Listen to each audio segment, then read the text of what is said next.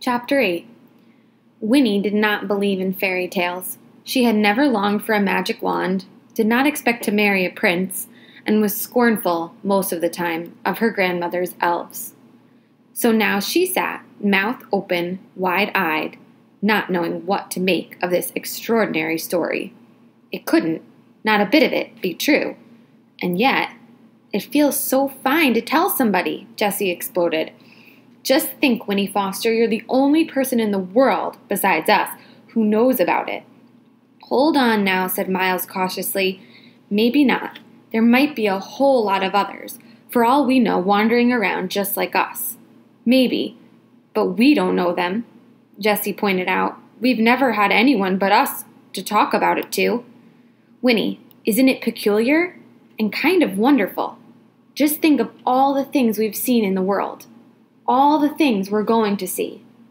That kind of talk will make her want to rush back and drink a gallon of the stuff, warned Miles.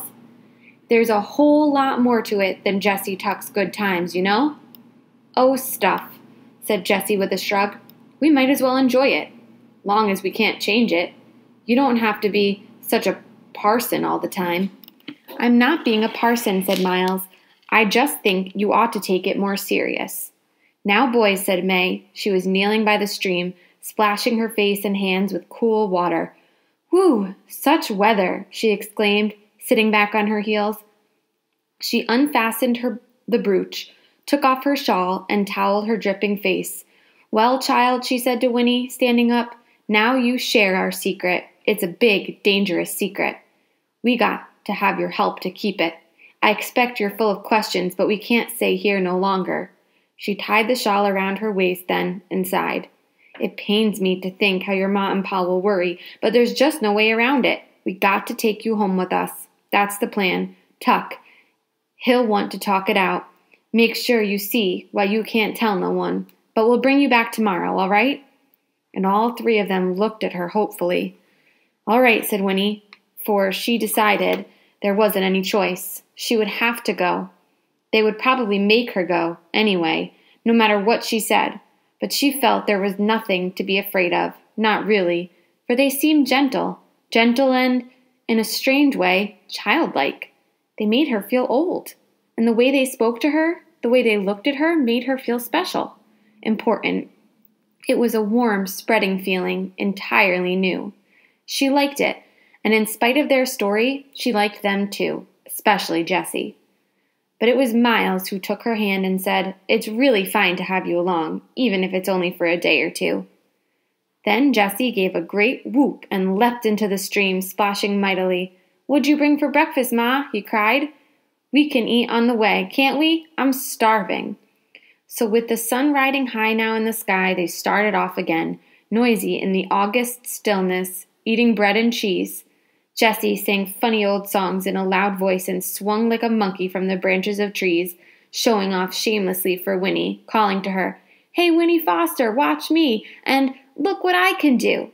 And Winnie, laughing at him, lost the last of her alarm.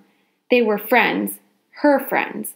She was running away after all, but she was not alone, closing the gate on her oldest fears, as she had closed the gate on her own fenced yard. She discovered the wings she'd always wished she had, and all at once she was elated. Where were the terrors she'd been told she should expect? She could not recognize them anywhere. The sweet earth opened out its wide four corners to her like the petals of a flower ready to be picked, and it shimmered with light and possibility till she was dizzy with it. Her mother's voice, the feel of home, receded for the moment, and her thoughts turned forward. Why, she too might live forever in this remarkable world she was only just discovering.